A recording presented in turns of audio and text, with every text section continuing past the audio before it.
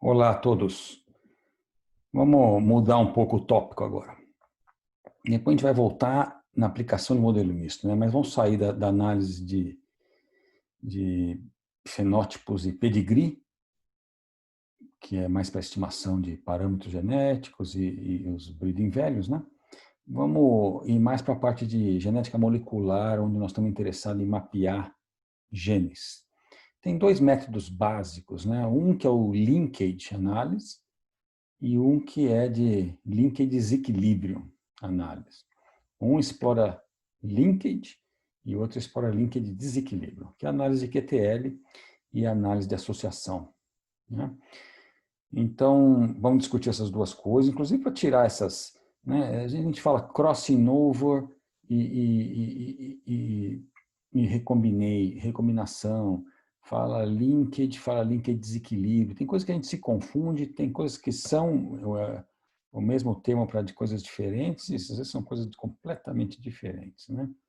Então, acho que vai ser interessante a gente falar disso. Deixa eu fechar aqui a imagem, pegar o laser pointer. Muito bem. Então, vamos falar de linkage análise, o QTL, QTL mapping, né? Quantitative Trait Loci, ou alguns chamam de que troço de louco.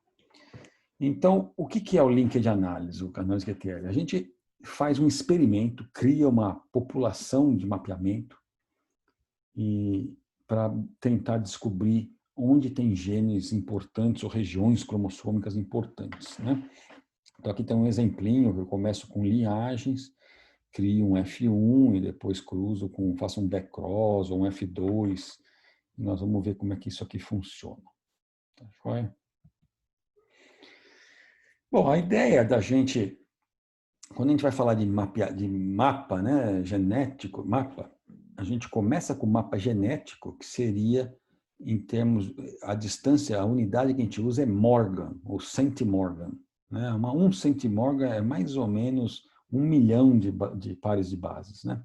Mas depende muito da espécie, às vezes até do sexo, depende, macho, fêmea, região cromossômica, se tem mais ou menos crossing over, mas mais ou menos é isso. Então, o mapa genético, depois a gente vai chegando no mapa físico, onde você já está determinando determinados marcadores, determinadas regiões, aonde realmente está no genoma, e no final a gente vai chegar no sequenciamento completo do genoma, né? E aí vamos estar usando esse mapa físico mesmo. Então, antigamente era assim que começava. A gente não tinha genoma, não tinha ninguém, não tínhamos nenhuma espécie com genoma sequenciado. A gente trabalhava exclusivamente nesse contexto de genética, mapa genético. Depois, algumas espécies foram sendo sequenciadas, né, depois que a espécie humana foi sequenciada, e aí começamos a usar mais essa parte que a gente vai discutir no final de mapeamento por associação. Tá? Mas vamos ver. E hoje em dia, muitas vezes, bom, tem espécies que são, às vezes, uma espécie nativa que você começou a tentar domesticar ou está tentando criar em cativeiro. Então, o máximo que você pode fazer é trabalhar nesse contexto de mapa genético, porque demora um tempo até ter recurso suficiente para sequenciar e coisas desse tipo. Mas, em geral, esse era o percurso que a gente fazia com cada espécie. Muitas vezes a gente pula, não faz muita análise. Isso aqui seria análise de linkage, é mais aqui, a parte de análise QTL, né? A gente já faz direto associação. Crossing over e recombinação. Nós falamos, eu falei, né, desses dois termos. A gente às vezes usa os termos como se fosse a mesma coisa, mas não é exatamente. Obviamente, são dois termos intimamente ligados, né? A recombinação depende do crossing over. Mas o crossing over é num ponto, né? Então, vamos ver aqui. Ó. Eu tenho um par de cromossomo, esse indivíduo aqui é Azinho, Azão, Bzinho, Bzão, Czinho, Czão. Mas os gametas, né, os haplótipos, nesse caso, Azinho, Bzinho, Czinho, está num único cromossomo, Azão, Bzão e Czão estão no outro. Quando a gente vai fazer a meiose e produzir gameta, primeiro tem uma duplicação do material genético, né? E aí, então tem esses 4 cromossomos e vamos criar 4 gametas. Mas, na separação, pode haver essa troca de material genético, né, de DNA. Então, isso aqui é um crossing over. Aconteceu um crossing over aqui, né? Agora, quando a gente estiver falando em intervalo, quando você fala, ó, tem essa região, esse intervalo entre B e C, então, se a gente estiver olhando marcadores genéticos, né, a gente é capaz de genotipar os indivíduos para esse gene A, B e C. Então, se a gente sabe que esse indivíduo tem esses 2 gametas aqui, né, vamos supor que seja um F1, o pai dele é Azinho, Azinho, Bzinho, Bzinho, Czinho, Czinho, a mãe é Azão, Azão, Bezão, Bezão, Czão, Czão. Então, eu sei que o filho é heterozigoto e que, além de ser heterozigoto, a gente sabe que os haplótipos são assim, né? A fase aqui é Azinho, Bzinho, Czinho e tal. Quando tenho esses gametas, se eu genotipar e ver que esse aqui é Azinho, Bzinho, Czão, então eu sei que teve algum crossing over no meio, então eu digo que houve uma recombinação. Tá? A recombinação é entre 2 pontos. O crossing over é o ponto exato onde ocorreu um crossing over.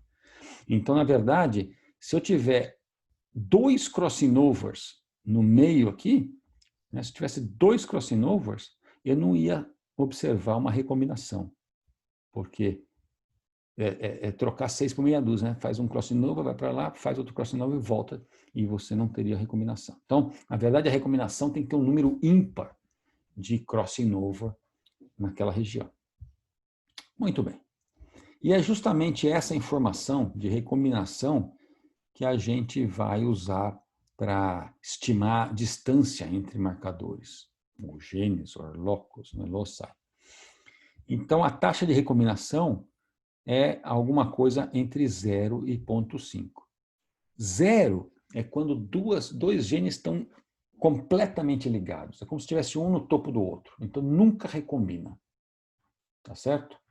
E quando você tem 2 genes em cromossomos distintos, eles recombinam perfeitamente, né?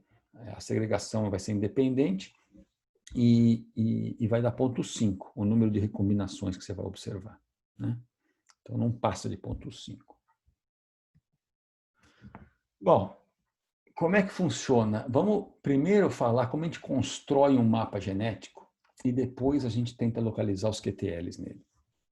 Então, vamos começar com o mais simples, que seria uma análise de ligação, de linkage entre 2 locus. Né?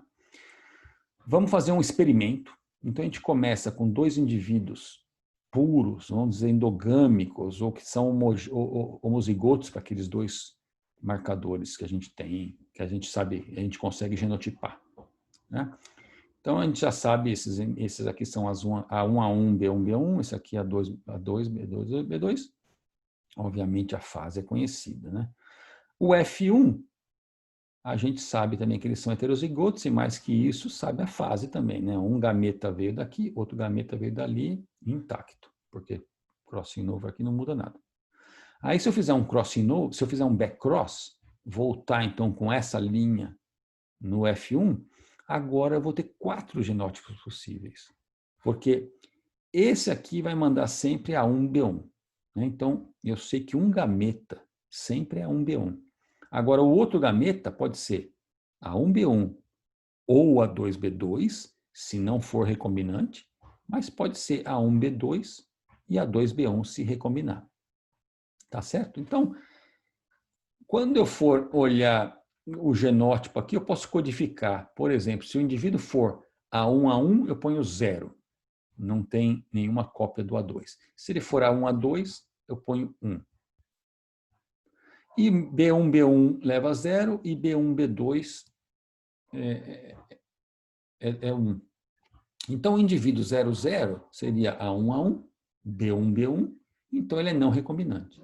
O indivíduo A1A1, o indivíduo 11, ele é A1A2 e B1B2, também é não recombinante. Ele recebeu esse gameta do indivíduo F1. Agora, se ele for 0, 1 ou 1, 0, é porque recombinou. Né? Teve 1 ou 3 ou 5 ou qualquer número ímpar de crossing over entre esses dois genes. Tá? Então, a pergunta é, esses marcadores estão no mesmo cromossomo ou eles estão ligados fisicamente, né? Estão no mesmo cromossomo? Se eles tiverem cromossomos distintos, a taxa de recombinação que a gente vai observar é 0,5. Se eles estiverem no mesmo cromossomo, a gente espera alguma coisa menor de 0,5. Claro que se for um cromossomo grande e o marcador está em cada ponta, vai ser próximo de 0,5. Então, a intenção aqui é testar se eles é um teste de hipótese, que eles estão juntos ou não, e depois também ver qual a distância entre eles, que é a própria estimativa da taxa de recombinação que nos dá as distâncias. Né? 0,5 vai ser o mais distante e 0 o mais próximo. Então, vou supor um experimento que eu tive 80 indivíduos, backcross, 16 eu contei recombinantes, então 16 sobre 80 deu 0,2 de recombinação estimativa. E a gente pode fazer o intervalo de confiança, então, ó, de 0,12 a 0,30.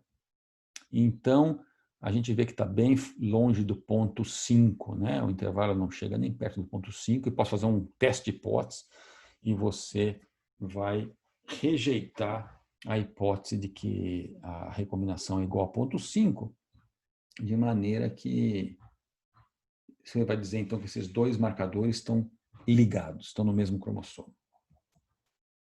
Certo? E aqui está um exemplo. Então, aqui é um cromossomo de suíno, suíno, e os marcadores naquela época conhecidos e as posições, as posições estimadas dele, tá bem?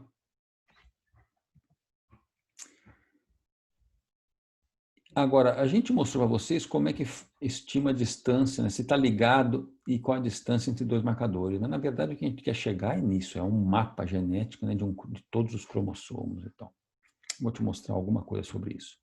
Antes, quero apresentar uma outra definição, que é a de interferência, interference. Se eu tiver 3 marcadores e o intervalo, né, vamos dizer que a ordem seja essa, ABC. Então, tem o intervalo AB, com uma taxa de recombinação R, AB, e o intervalo BC com uma taxa BC. A recombinação é o seguinte, a probabilidade de ter uma recombinação aqui é RAB. A probabilidade de ter uma recombinação aqui é RBC. Qual a chance que um indivíduo tenha recombinação nos dois, que seria dupla recombinação? Se não tiver interferência, se a coisa acontecer independentemente, a probabilidade de ter 2 recombinações é o produto das probabilidades. Né? Mas, muitas vezes, a probabilidade de recombinação dupla é diferente. É um C multiplicado pelo que seria se fosse independente. Esse C é chamado coeficiente de coincidência. E 1 menos o C é o que a gente chama de interferência, coeficiente de interferência. Tá? Bom, um problema de usar a recombinação com uma medida de distância, tá? Então a gente sabe que uma recombinação menor, os dois marcadores estão mais próximos, uma recombinação maior, estão mais longe, até 0,5. Mas tem 2 problemas. Primeiro que ela não é linear. A distância, quando você vai de 0 para 0,1, ela, em termos físicos, é diferente de você ir de 0,4 para 0,5, por exemplo. Tá? E segunda coisa é que elas não são aditivas. Então, se eu olhar essa situação aqui, ó, qual que é a taxa de recombinação entre A e C? Ela não é a soma dessas duas. Mesmo com ou sem interferência, ela não é a soma das duas. Né? Então, esse é um problema de usar a recombinação como medida de distância. Então, tem essa distância genética medida em Morgan, né? Morgan foi um geneticista que inventou isso, ele transforma a recombinação numa distância genética aditiva. Então, você pode adicionar as distâncias e depois você pode converter de volta para a recombinação, se você quiser.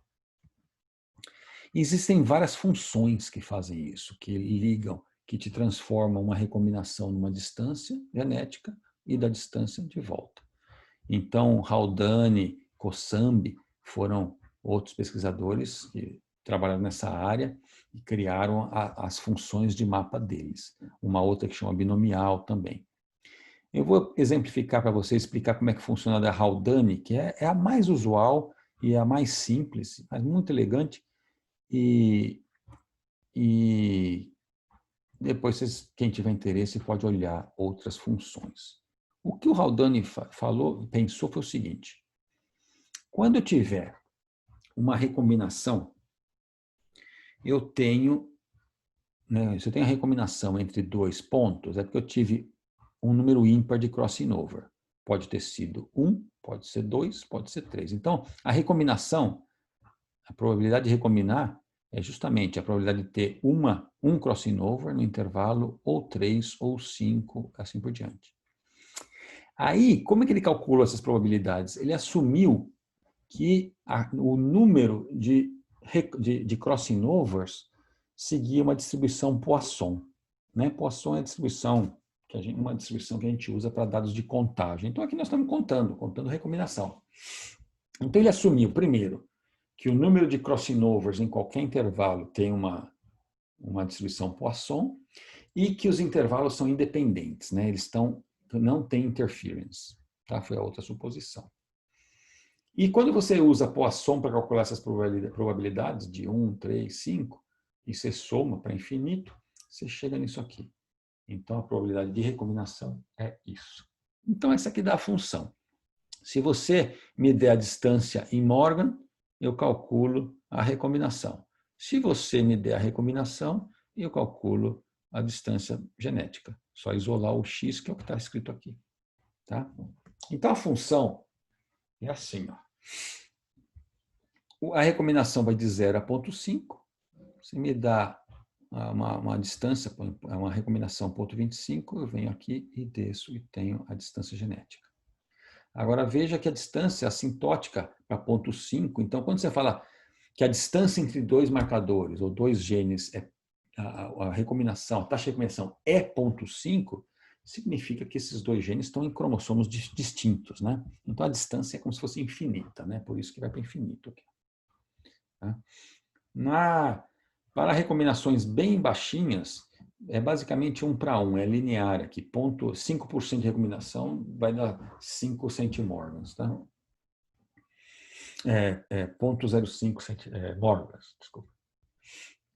Mas a coisa começa a fazer o platô depois. Então, agora ficou interessante, porque se eu souber que o locus 1, 2, 3 estão nessa distribuição, eu sei que a ordem deles, se eu estimar as recombinações de cada par, eu transformo em centimorgans, ou morgans, né? Que nem centímetro e metro, é só dividir centimorgan, 1 centimorgan, né? É 1/100º do morgan. Então, eu transformo esses R's todos em distância genética, eu somo. Então, se eu quiser saber qual que é a recombinação entre o locus 1 e 5, eu somo os 5 pedaços em termos de recombinação, em termos de mapa genético, e aí converto de volta para a recombinação. Bom, o que eu quero comentar agora, então, é que nós vimos como fazer o teste, a estimação, né, de linkage e de recombinação entre dois marcadores, né, dois loci. Mas como é que a gente faz um mapa genético? Então, mais do que dois. Então, é o que a gente chama de multi-point linkage analysis.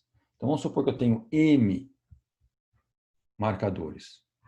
Então, é interessante. A primeira coisa que você tem que fazer quando você tem, vamos supor, você tem 200 marcadores. A primeira coisa é ver quais estão ligados.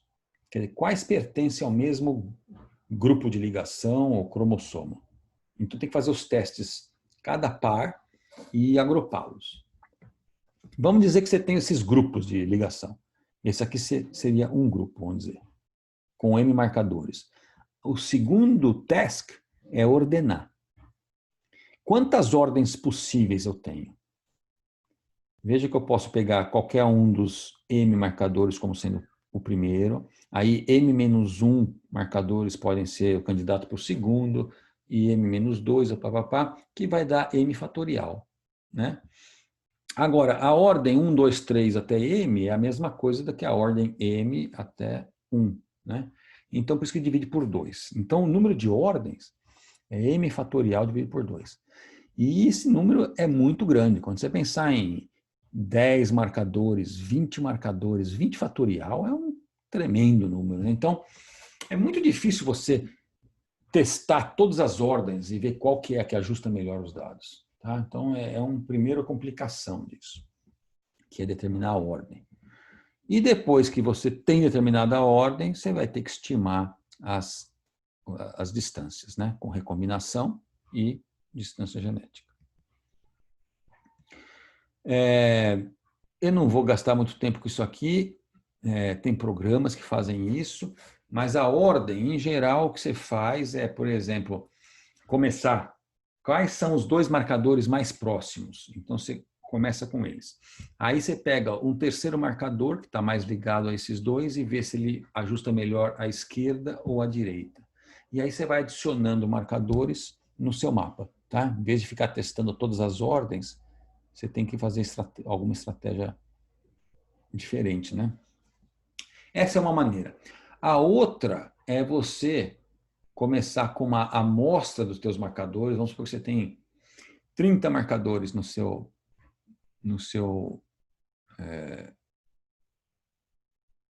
grupo de ligação. Uma maneira seria pegar alguns dos marcadores, fazer a ordenação deles, estimar as distâncias, e aí você vai colocando os outros marcadores no meio. É melhor até, porque o outro jeito, você vai adicionando erro e o teu mapa vai inflacionando, principalmente se tiver erro de genotipagem. O melhor é fazer um esqueleto primeiro e depois ir acrescentando os marcadores. Tá? É uma área muito interessante, coisa que eu trabalhei durante o meu pós-doutorado, construção de mapa genético. Mas vamos assumir então que temos um mapa genético agora, sabemos como construímos e queremos fazer o mapeamento de QTL. Então, até então, a gente estava trabalhando com os dados genotípicos somente. Agora, o que a gente vai fazer é trazer os dados fenotípicos, né, das características que você tem interesse, e ver se você acha algum QTL. Tá? Vamos começar a seguir a história, como foi. O single marker analysis, a análise de um único marcador, depois uma baita revolução que teve com mapeamento por intervalo, e como esse mapeamento por intervalo evoluiu, né? Começaram a expandir para diferentes características, para múltiplos QTLs e tal, e vieram os métodos bayesianos também, certo?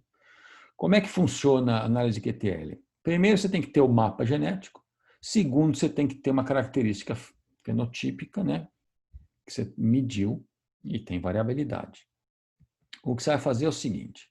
Vamos começar com um exemplinho aqui. Vamos supor que você tem duas raças de suíno e eu vou exemplificar como se elas fossem puras, completamente endogâmicas, como se faz com rato, camundongo, com brássica, só para facilitar. Mas, na verdade, que nos animais de interesse zootécnico é mais complicado que isso, porque são populações outbreds. Tá? Mas vamos pegar a essência da coisa pensando num line cross. Tá? Então, eu peguei uma raça com uma média de 80 de fenótipo para a característica de interesse e uma outra raça com 40, por exemplo. Eu faço F1, vai ser 50% de cada raça. Eu sei que todo mundo tem um gameta, né, um cromossomo dessa raça e o outro cromossomo dessa raça, né, para cada par de cromossomo. E não vai ter... O fenótipo desse aqui deve ser intermediário, talvez pode até ter heterose, mas são bem homogêneos, né? Esses animais são geneticamente homogêneos, não tem muita variação.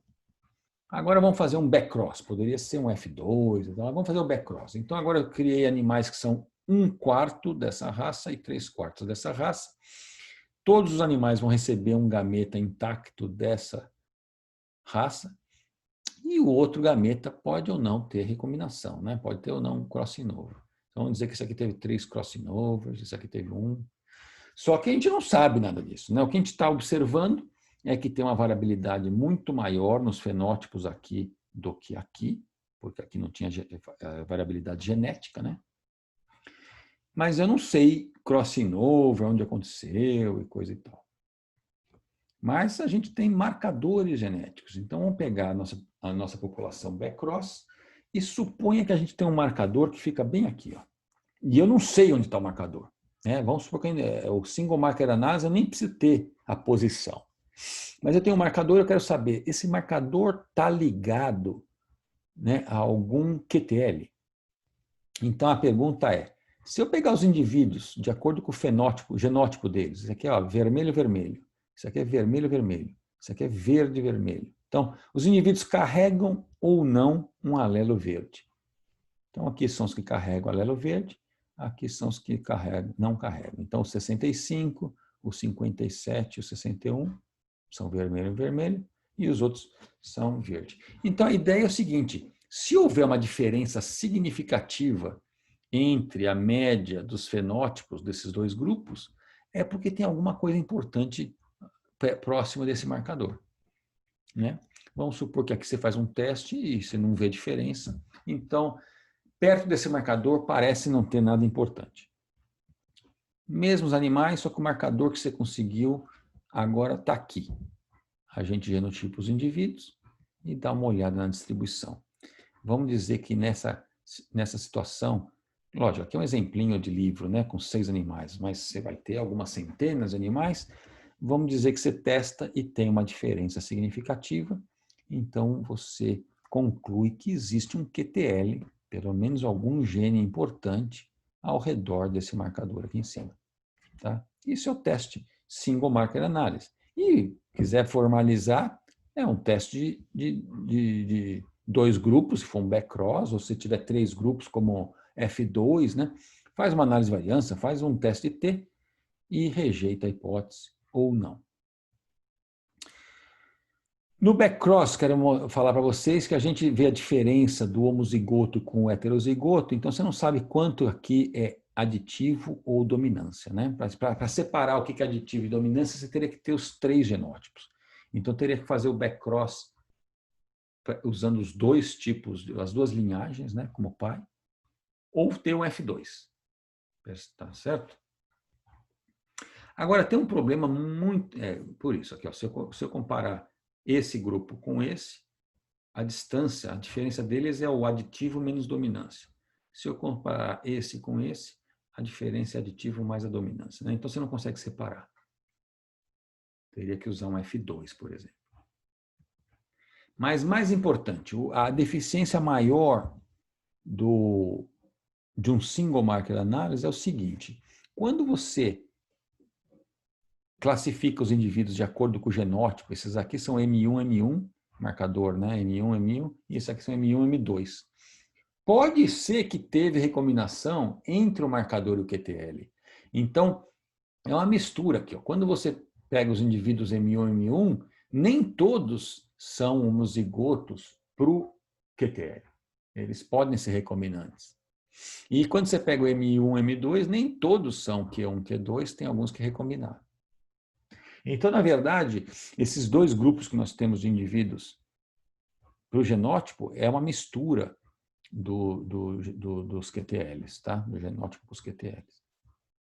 Então, a esperança desse Y não é média 1, mas tem uma composição aqui. Se o marcador estiver bem próximo do QTL, esse R vai ser próximo de 0. Então, 0 essa parte vai dar a média 1. E essa aqui vai dar a média 2. Mas se o R for 0,5, isso aqui dá M1 mais M2, metade vai dar a média de M1 e M2, e aqui vai dar a média de M1 e M2. Então, quando a gente compara esses 2 grupos, a gente vai rejeitar a hipótese dependendo de 2 coisas. Você tem que ter um R pequeno e uma diferença entre M1 e M2 grande.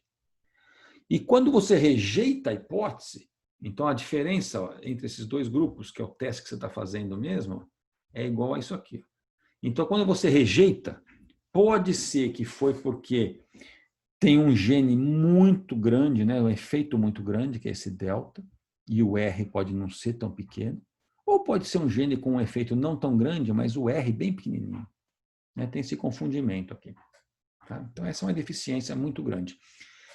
Você vê que rejeita a hipótese, nulidade, então existe alguma coisa próxima desse marcador, só que eu não sei que distância que está ou que tamanho de efeito genético.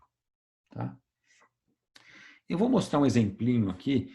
Na verdade, foi um exemplo, foi a tese de doutorado de um brasileiro aqui em Wisconsin, há 30 anos atrás. E esse trabalho da Satagopan, Jaya Satagopan, foi o primeiro trabalho, foi aluno de doutorado aqui em Wisconsin também, com Brian Yandel, foi o primeiro trabalho de inferência bayesiana, análise bayesiana, inferência bayesiana em análise de QTL. E saiu publicado na Genetics em 96. E eles usaram os dados que já tinham sido publicados. Tá? Então, vamos dizer que eu vou pegar um pedacinho dos dados, é com planta, tempo de florescimento, tinha 10 marcadores, né? O primeiro na posição 0, e aqui em centimorgan, 83,9 centimorgans, o grupo de ligação que eu tenho, 104 animais, era um experimento duplo haploide, tá? Se usa muito em plantas, é como se fosse um backcross, tem dois genótipos. Só que o backcross você tem um homozigoto e o heterozigoto. No duplo haploide você vai ter só os dois homozigotos, né? Então, vamos dizer que -1 é um homozigoto e um é homozigoto para o outro alelo. E eles codificaram aqui -99 é valor perdido. Tá? Então, o primeiro indivíduo teve o tempo de florescimento na escala logarítmica foi 3,02 e o genótipo era -1, -1, -1, -1, perdeu e -1 para todos esses marcadores. O segundo foi 2,97, tal. Então, a gente vai fazer um teste single marker. Eu não sei a ordem desses marcadores, então o que eu vou fazer é ver se tem uma associação dessa coluna com a primeira, que seria o teste para o primeiro marcador. Essa coluna com o segundo é o teste para o segundo marcador, e assim por diante. Tá? Então, os resultados aqui, cada um dos 10 marcadores fez um teste, pode ser razão de verossimilhança, né? Likelihood Ratio Test, ou pode ser um F-test, vamos dizer que deu significativo, aliás, todos deu significativo, então, pronto. A única resposta que você tem é que tem alguma coisa importante nesse cromossomo. Não sei aonde está, não sei qual o tamanho do efeito, né? Então, é o que você faz com single marker. Aí veio a ideia do interval mapping. O Lander e Boltzmann tiveram uma sacada muito boa. Ele falou, se você construir o mapa, se você sabe a ordem e a distância entre esses marcadores, a gente consegue testar em qualquer posição entre os marcadores, porque quando você estiver testando uma posição aqui, ó, eu sei a distância entre o QTL e cada um desses marcadores, eu sei a chance de recombinar aqui, eu sei a chance de recombinar aqui. Então, dadas as distâncias e dado o genótipo dos marcadores, eu consigo inferir o genótipo do QTL. E aí eu testo a associação do fenótipo com esse QTL. Né? O QTL é como se fosse um marcador com missing data para todos, ninguém tem genótipo. Eu vou ter que fazer a inferência do genótipo. Tá? Então, o modelinho é assim, ó, o genótipo do QTL para determinada posição e o efeito do QTL. Tá? Como que eu posso fazer isso? Consumir a normalidade, né? E aí eu vou testar se isso aqui tem zero. Então, eu rodo um modelo onde o delta é zero, não depende do QTL, e um modelo onde o delta vai ser estimado, né? E eu preciso agora achar a probabilidade do genótipo. Vamos chamar aqui, o genótipo é 0 ou 1, né? Estou falando são 0 ou 1 se for um backcross ou duplo haploide. Então, eu tenho que ver a probabilidade de cada um desses genótipos, dada a posição que você está testando. Tá? Como é que você faz isso? Eu falei para vocês, eu tenho o genótipo do marcador, eu tenho a distância para a esquerda, né, para a recombinação do marcador da esquerda até o QTL e do QTL até o marcador da direita. Então, dupla recombinação, se eu tiver Mzinho para marcador e eu quero a probabilidade do genótipo ser Qzão, então tem que ter recombinação, dupla recombinação, né? R1 vezes R2.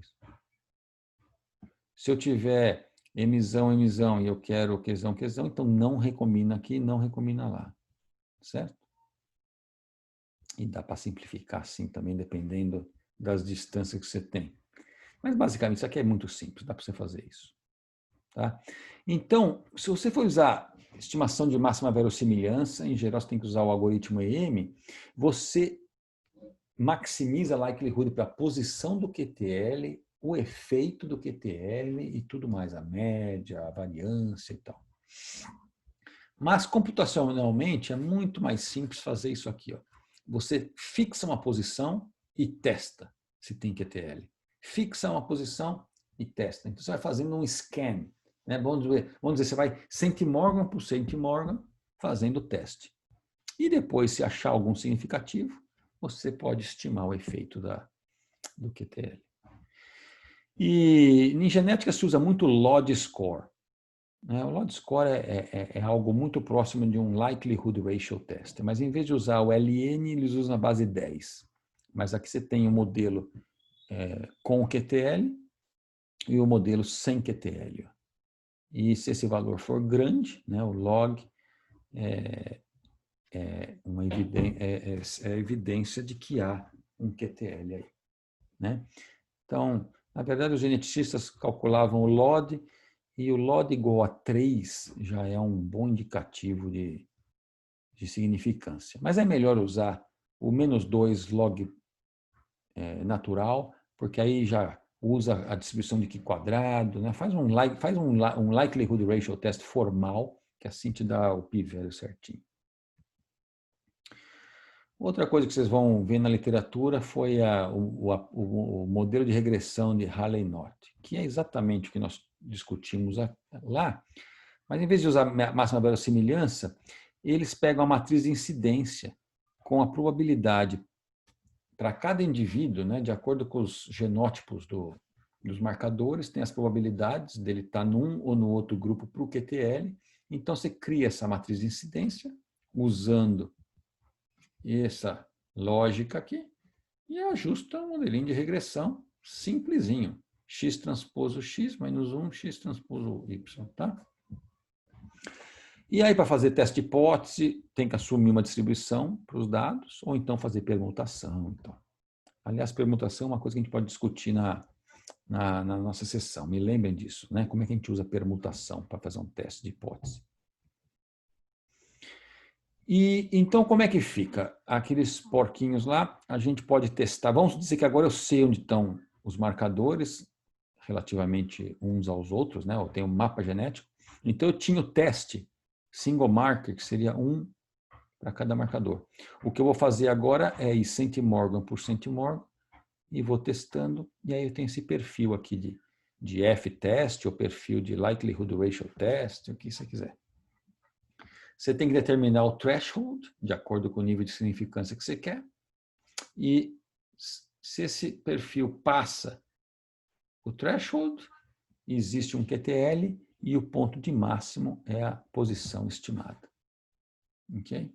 E com a posição fixada, você estima o efeito. Então, o QTL, o intervalo, mapeamento do intervalo é uma coisa muito interessante mesmo.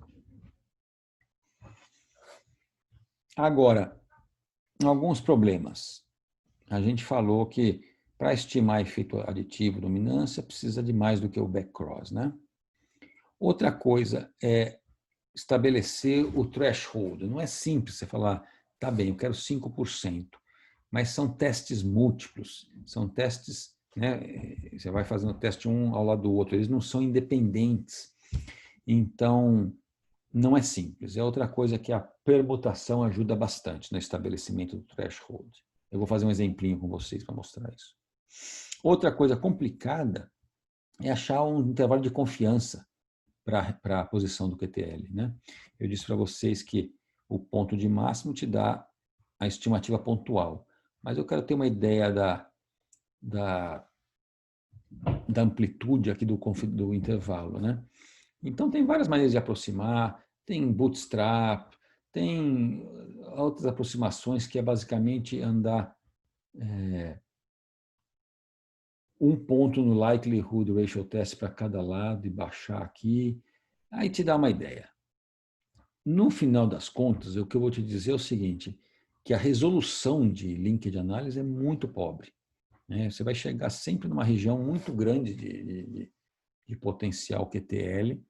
Então, você tem uma região lá de 20, 30 centimorgans. Tem vários genes lá dentro. Né? Então, a resolução é muito pobre. Tá? Por isso que depois que você faz a análise de QTL, você encontra regiões de interesse, aí você vai tentar fazer o mapeamento mais fino, né? Tentar refinar um pouco a localização desses QTLs. E outra coisa é o seguinte, o modelo que nós discutimos é um modelo que você vai ver um QTL. Se existirem mais do que um QTL, é complicado. Pode gerar o que a gente chama de ghost, QTL fantasma. Eu não sei se eu tenho um exemplo aqui. Não. Então, basicamente, deixa eu fazer um desenho aqui, deixa eu ver se eu consigo. Por exemplo, vamos supor que eu tenho eu tenho um cromossomo aqui, vamos dizer que tem um QTL aqui e tem um QTL aqui. Tá? E quando você vai fazer a análise de QTL, vamos dizer que esse aqui vai dar um sinal aqui, e esse QTL vai dar um sinal aqui. Quando você faz um teste buscando um QTL, o LOD score lá, ele pode dar alguma coisa assim, ó. Ele dá um pico aqui e depois um pico maior ainda aqui no meio e desce. Porque esse aqui está pegando um pouco do efeito desse, um pouco do efeito desse, então te dá um indicativo de um QTL aqui, e na verdade é um ghost QTL. Tá? Então perceberam que tinha esse problema, e aí veio a questão de como resolver isso. Né? O Salbanzen, da Carolina do Norte, propôs o Composite Interval Mapping, né? O mapeamento intervalo composto. O que ele falou? Quando eu for testar um QTL aqui, entre esses dois marcadores, eu devo colocar outros marcadores como covariáveis no modelo. Porque se tiver um QTL aqui, por exemplo, esse marcador captura esse efeito e não vai estar afetando, né, fazendo um ghost aqui. Tá? Então, basicamente, essa é a ideia. A gente roda o interval mapping como antes, aqui é o efeito e o efeito do QTL e o genótipo do QTL, mas eu ponho outros marcadores no modelo também. Basicamente isso, tá certo? Então veja o que acontece. Voltando naquele exemplo que eu fiz o single marker análise. Aqui seria o interval mapping tradicional. Na Satagopan eles põem isso. Então veja que eles estão usando o likelihood ratio test. O threshold foi alguma coisa aqui próximo a 7,5 e realmente deu significância fortíssima e aponta talvez um QTL aqui, aponta um QTL aqui e quem sabe alguma coisa no meio.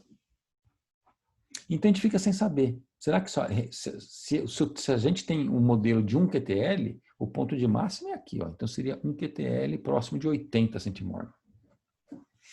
Mas aí, vamos fazer agora análise com o mapeamento composto. Quando eu coloco os outros marcadores como covariável, né, de acordo, cada posição que eu for testar, eu tenho flanking markers, né, os marcadores flanqueadores, e os outros entram com covariável.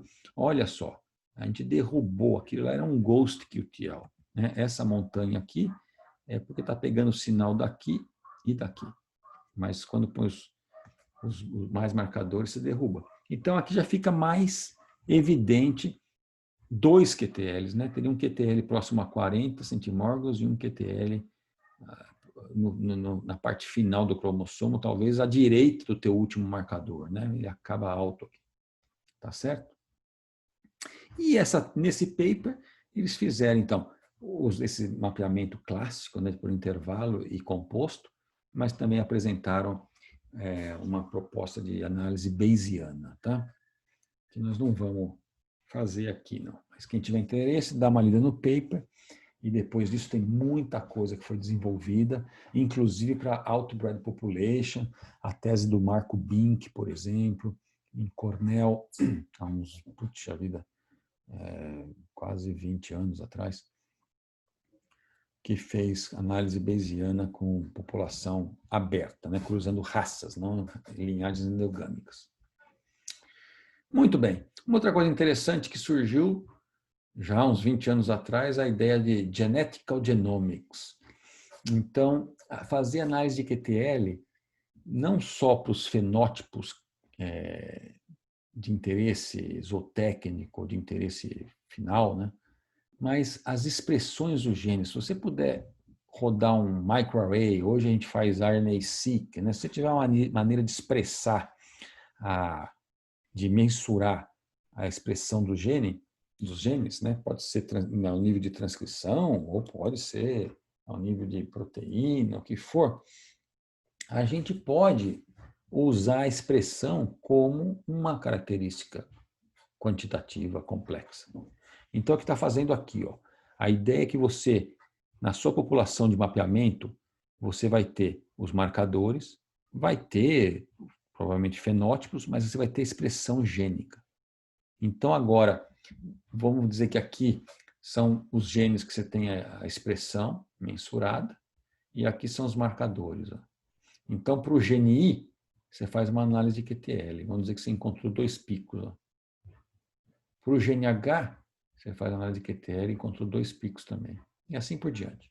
Então, no final, você pode apresentar os resultados dessa maneira e aí você vai encontrar quais são os genes que são afetados por vários QTLs, são os multigenes, né? Você vai encontrar regiões também cromossômicas que afetam a expressão de vários genes, são os hotspots. E também esses pontos, alguns você vai encontrar o QTL na mesma região do gene mesmo. É o que a gente chama de cis-actin. E vão ter regiões, ou QTLs, que afetam genes em outras regiões, em outro cromossomo. E esses são os trans-actin.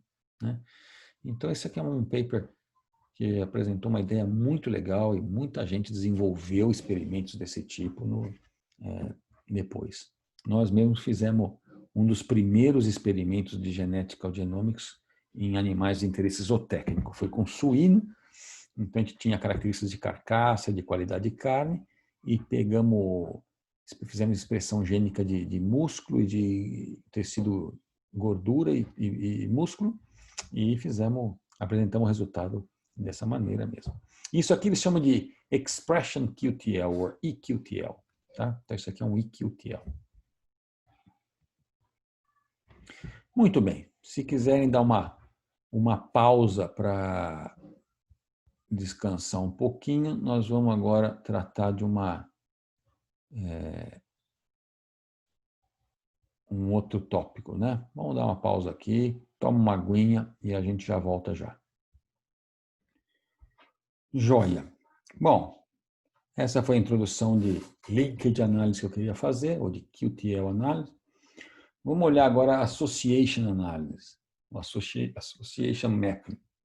Aqui a gente não vai ter uma população de mapeamento, então não tem como a gente ver recombinação entre marcadores, e por isso chama associação. Realmente é um teste de associação. Como é que funciona? Bom, isso aqui a gente antigamente, né, começava com análise de QTL, aí depois tentava explorar alguma coisa de link e desequilíbrio quando você fazia cruzamento entre raças, né, tem link e desequilíbrio nas raças, e depois você pode explorar recombinação nessa geração de cruzamento que você fez. Então tem várias maneiras que a gente tentava fazer o mapeamento mais fino combinando. Aqui é link e desequilíbrio ou link de análise na approach, né?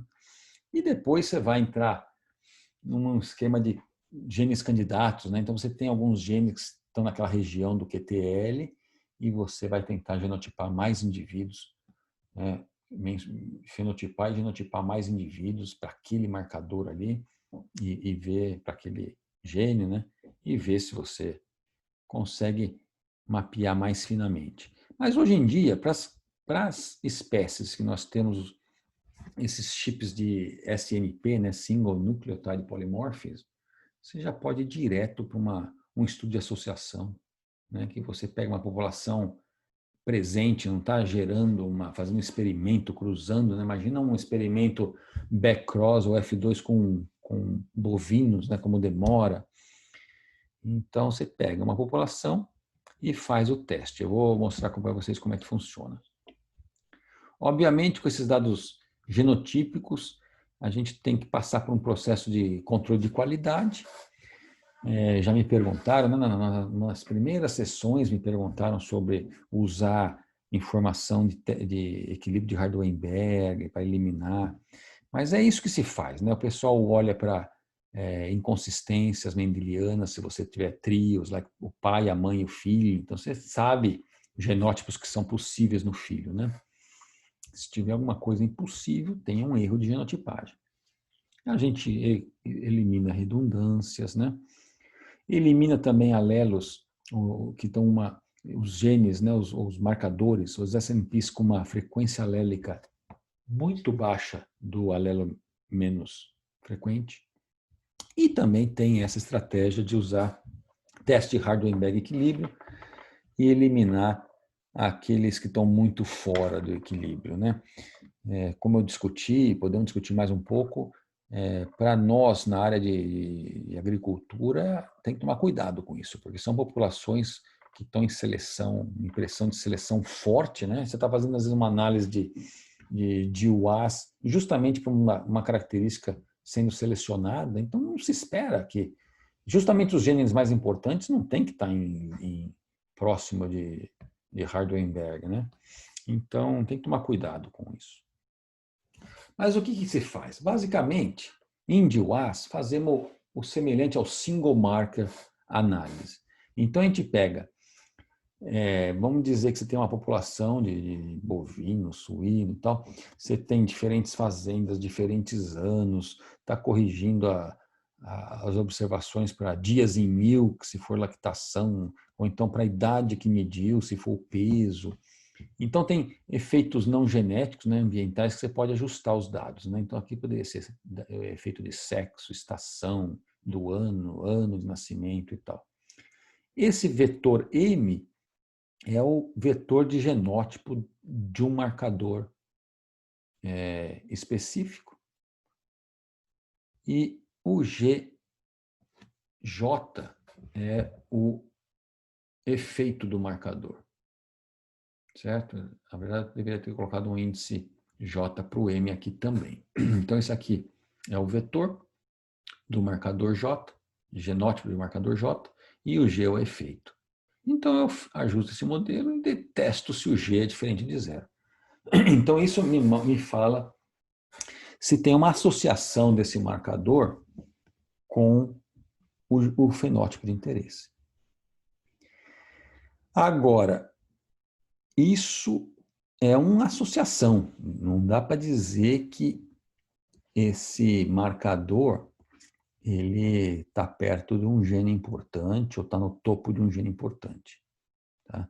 É dificílimo e exatamente quando começamos a fazer association analysis, usava modelos desse tipo, tinha muito mais problema porque pode dar muito falso positivo por diferentes fatores que confundem as coisas. Deixa eu mostrar para vocês. Vamos supor que você tem uma população, pode ser uma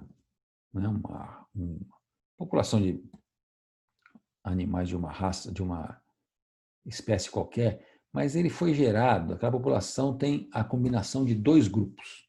Tá? Então, você importou animais de dois lugares e misturou. Às vezes você nem está sabendo que foi gerado, né? Recentemente, essa raça foi gerada pela mistura de dois grupos de, sei lá, países diferentes. Ou se for associação em humanos, né? Tá dois grupos de grupos étnicos diferentes, e está se miscigenando agora. Então, pode ser que um grupo estava, por questões de drift mesmo, tão fixo. Vamos supor que tem um marcador com um alelo Q, Qzão, Qzinho. Vamos dizer que a frequência alélica do Qzão, Qzinhos eram diferentes nesses dois grupos. O grupo A tem mais Qzinho. O grupo B tem mais Qzão. Tá? E vamos dizer que fenotipicamente esses dois grupos estão diferentes. A média do grupo B é maior que o grupo A. Então, quando você vai fazer um estudo de associação, o marcador que você tem está associado com o fenótipo. Porque, vejam bem, então, os pontos vermelhos são indivíduos do grupo B. A maior parte dos indivíduos Qzão estão no grupo B. Porque esse alelo era mais frequente, né, nesse grupo B. E a maioria dos indivíduos Qzinho são A. E a gente sabe também que os indivíduos B têm uma média fenotípica maior, por questão de outros genes que eles têm. Né? Então, veja, os pontos vermelhos estão ao redor desse valor aqui. Assim.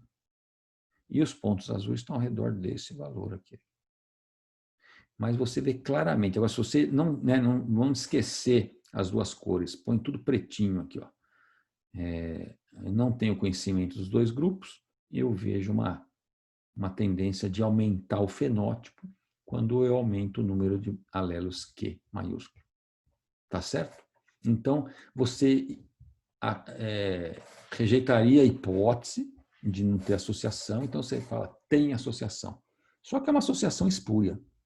Se você rodar um modelo usando grupo, aí você vai ver que não tem mais o efeito desse marcador.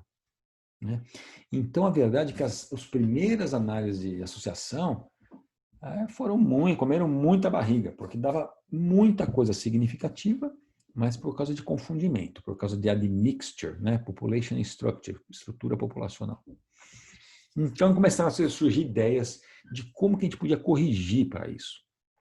Nunca corrige completamente, então sempre tem problema de falso positivo, mas o grosso tem que ser corrigido. Então, uma ideia inicial foi criar componentes principais. Né? Você pega a matriz de genótipo e você tenta construir componentes principais que capturem, né, o primeiro componente principal vai ser uma combinação linear dos genótipos que captura a maior parte da variabilidade, né? É o que captura mais, né, da variabilidade. Aí tem o segundo, o terceiro, em ordem decrescente. Então a intenção é que você pudesse encontrar uns 3, 4, 5 PCs que pegassem uma boa variabilidade da genotípica e você, dos genótipos, né? E você colocaria no modelo esses principal components e estaria corrigindo de alguma maneira para essa population structure e admixture. Tá certo? Hoje em dia o que se faz, é mais legal ainda, é usar um modelo misto, como nós vimos ontem. A gente quando vai colocar aqui, testar para um marcador, a gente põe um componente poligênico no modelo, e esse componente poligênico é como nós vemos no modelo animal. Tem uma matriz K, que pode ser uma matriz A, se você usar o pedigree, ou uma matriz G de genômica, que a gente vai mostrar como a gente constrói uma matriz G. Tá? Então, é um modelo misto, que vai fazendo marcador por marcador. Agora, lembre que modelo misto demora para ajustar, né? É um processo iterativo, né? Para achar o remo e depois achar o blue e o blub. Então, para cada marcador, teria que rodar um modelo misto. Então, você pode ter lá 500 mil marcadores, vão ser 500 mil modelos. Então, tem várias estratégias de computação. Uma delas é o seguinte: você ajusta o modelo sem marcador, ajusta o modelo com componente poligênico e resíduo, estima os componentes de variância deles, e aí faz os modelos de cada um dos marcadores, mas só a parte de BLU e BLUP, só equações de modelo misto, fixando os componentes de variância naqueles valores que foram estimados no começo. Essa é a estratégia do IMA ou do GIMA, Efficient Mixed Model Analysis. Tá certo? No final, então, quando você faz um GWAS, a gente costuma apresentar os resultados com Manhattan Plot. A gente sabe a posição dos marcadores, né, dos SNPs, então estou colocando aqui os cromossomos, dentro de cada cromossomo a posição do marcador e a significância ou o efeito estimado, o que você quiser. Nesse caso é o beta, é o efeito. Então você vê uma região aqui, ó, com uns picos de efeito. Tá? Então tem que determinar mais uma vez um threshold para chamar a significância. Certo? Aqui é o net merit, estou fazendo o p-valor. Olha que interessante. Esse aqui foi um dos primeiros GWAS que foram feitos em bovino de leite. E os picos deram que nem o DGAT, é um gene que a gente sabe que afeta a produção de gordura, né, no leite, e gordura faz parte do índice de seleção que se usa nos Estados Unidos, que chama net merit. Então, foi interessante ver isso daí, né? Bom, mas o que acontece com GWAS também é que, bom, primeiro, por que não dá um pico, não dá um S&P aqui em cima, dá esse monte? Porque eles estão em link de desequilíbrio, né? Esses S&Ps próximos um dos outros, você tem um nível de desequilíbrio, então a gente não vai saber qual que é o S&P mais importante, né? Nem sempre o pico também dá em cima do gene e não é esse exatamente o S&P que você tem que prestar atenção, é basicamente a região que deu aqui, o pico que você vai estar olhando. Certo? Então, tem esse confundimento também de link e desequilíbrio, né? Se tiver uma região com um haplótipo muito, um bloco de link e desequilíbrio muito forte, então vai dar um pico muito amplo e você fica sem saber também, a resolução é baixa, né? Então, são os problemas de... O link e desequilíbrio é bom quando você tem poucos marcadores para fazer uma análise inicial e achar quais são as regiões interessantes, mas depois para fazer o fine mapping, né, o mapeamento fino, muito link e desequilíbrio atrapalha, na verdade. Bom, agora a gente faz uma análise desse tipo de GWAS e acha uma significância aqui e você encontra 20 genes, 20 pontos, 20 picos importantes. Primeira coisa que você vai ver é que, bom, é uma característica complexa, não pode ser que só tenha 20 coisas importantes. Tem muito mais genes afetando, né? E por que só está dando 20? E a outra coisa é que você olha quanto da variância genética que esses 20 picos estão explicando, e é uma fração pequena. Então, a gente pergunta por que é isso? É basicamente uma questão de poder de teste, né? Então, o poder de teste depende dos níveis de significância que você está adotando, depende do tamanho amostral, quanto mais observações, mais poder, mas depende do efeito que você está testando, né? Então, você tem um marcador lá com efeito muito grande, é mais fácil encontrá-lo.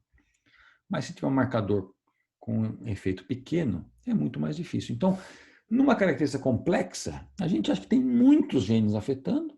Pode até ser que tenha alguns genes de efeito maior, que nem aquele DGAT que a gente mostrou, mas a maioria vão ser genes com efeito pequeno. Então, o poder é muito baixo de detectar e se acaba que não detecta. Deixa eu discutir um pouco mais disso, inclusive para poder falar de testes múltiplos, né? Quando você está testando uma hipótese, ou a hipótese nula é verdadeira ou ela é falsa, né? A gente não sabe. Mas a gente vai rejeitar a hipótese ou não. Então tem essas 4 possibilidades. Se você rejeitar a hipótese nula e ela for a verdadeira, você cometeu um erro.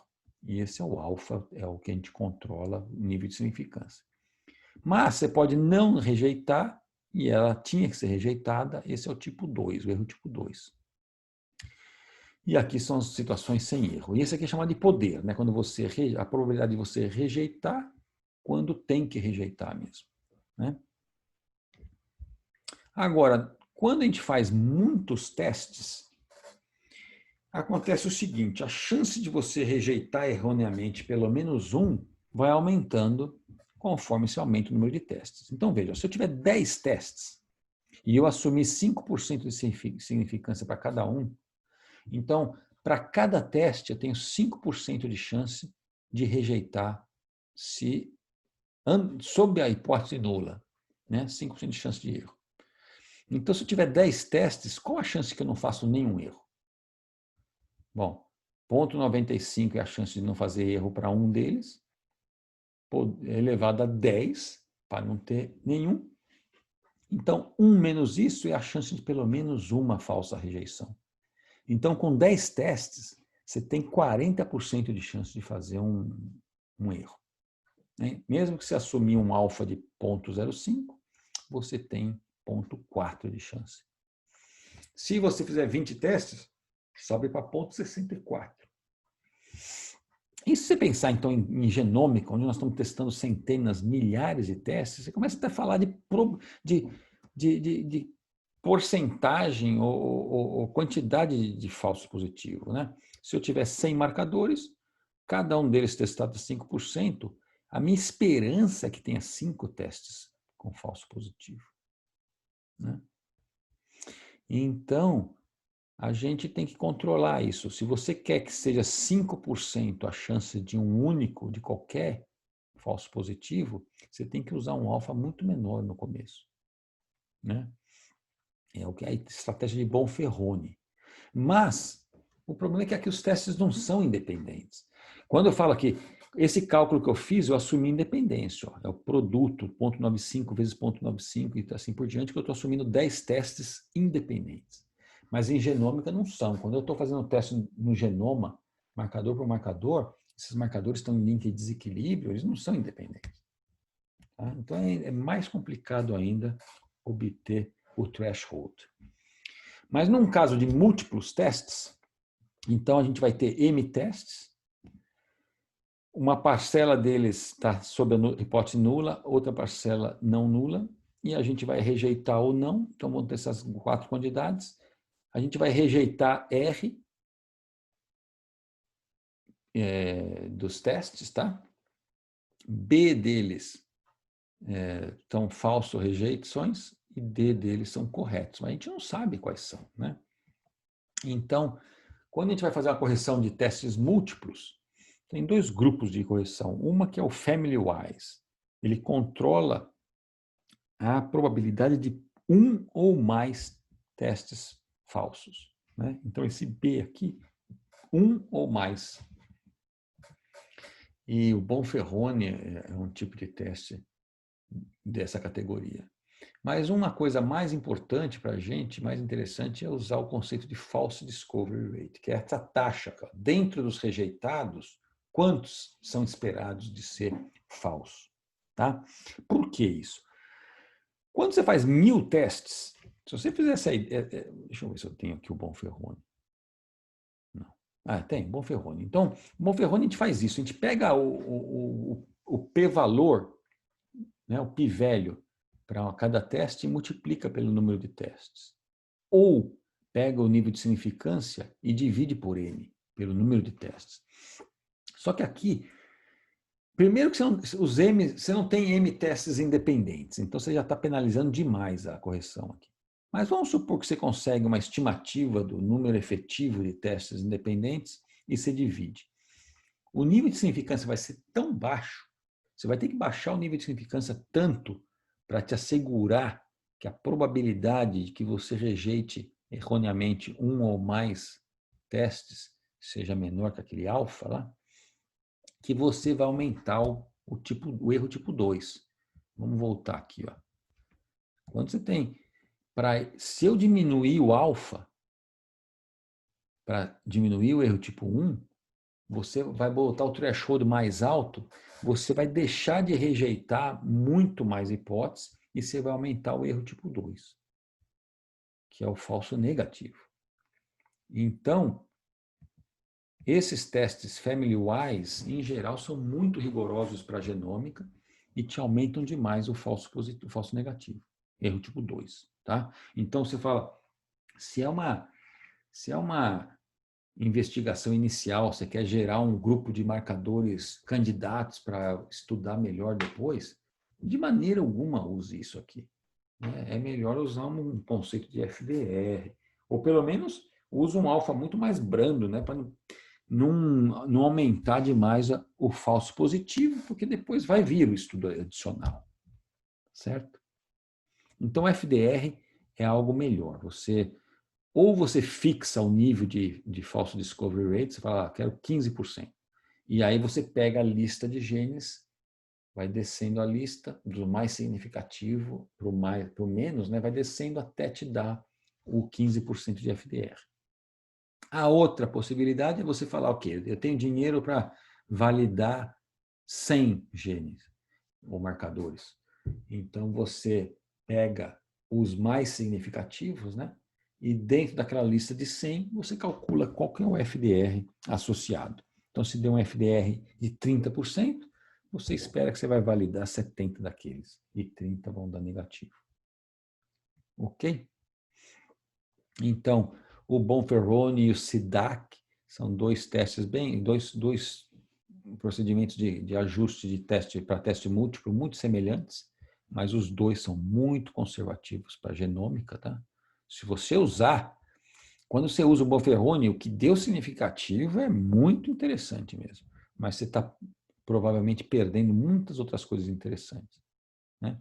Então, é usar um FDR que foi inventado pelo Benjamin Rothberg, depois o John Story trabalhou muito com isso e tal, e hoje já está em todo o programa de genômica, tá bom? Agora, mais o que? Antes de começar a fazer qualquer teste ou ajuste, né?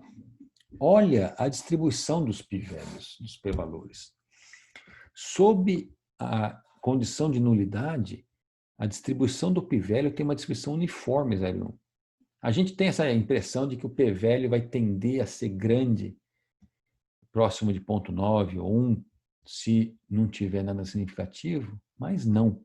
A chance de um p-valor dar entre 0 e 0,1 é o mesmo de dar entre 0,9 e 1 sob a hipótese nula, a condição de hipótese nula, tá? Ela é uniforme.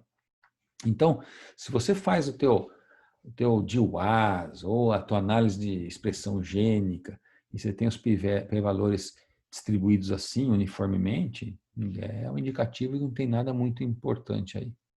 O que você quer ver é isso, um acúmulo de p-values próximo do zero, né? Menores p-values. Isso sim está te mostrando que tem bastante coisa significativa. Tá? Você pode fazer um QQ-plot também. Então, olhar se o F-test seu está seguindo a distribuição F, com os graus de liberdade que você tem, e se der assim, então não tem nada significativo. Apesar de ter Fs muito grandes, mas é dentro do esperado. O que você quer ver é descolar, assim, né? Ter coisas maiores do que você esperaria naquela distribuição que você está usando. Ok? Então, por essas tantas coisas que esses estudos de Dewar, você vê em humanos isso, você faz numa população, acha picos, vai numa outra população, não consegue replicar os mesmos picos. E por tudo isso que eu te falei, né, falso positivo, falso negativo, né, confundimento e tal. E também pode ser que tenha epistasia, então está dando um pico para um SNP, para um gene, porque aquele gene está se expressando muito bem naquele background genético, naquele grupo étnico, naquela raça. E quando você vai para outro grupo, a coisa muda. Então, começou essa discussão em genética humana de que todo GWAS tem que ser replicado, tem que fazer mais de um estudo para validar resultados, né? Porque senão a coisa ficava muito assim. Publica um pico aqui, ninguém mais reproduz aquele pico e tal. Depois, outra coisa que veio é essa discussão do missing heritability. Os picos que estavam encontrando como significativo, como eu disse para vocês, explicam muito pouco da variância genética. Então, a gente tem estimativa de variância, por exemplo, estimativa de heritabilidade para a altura humana, que é algo em 0,7, 0,8, e aí faz um GWAS para a altura e acha alguns picos que explicam lá 5% da variação. Então o pessoal falou, essa aí, onde que está essa, por que tem esse missing heritability, né? E foi um fuzuê há uns 10 anos atrás.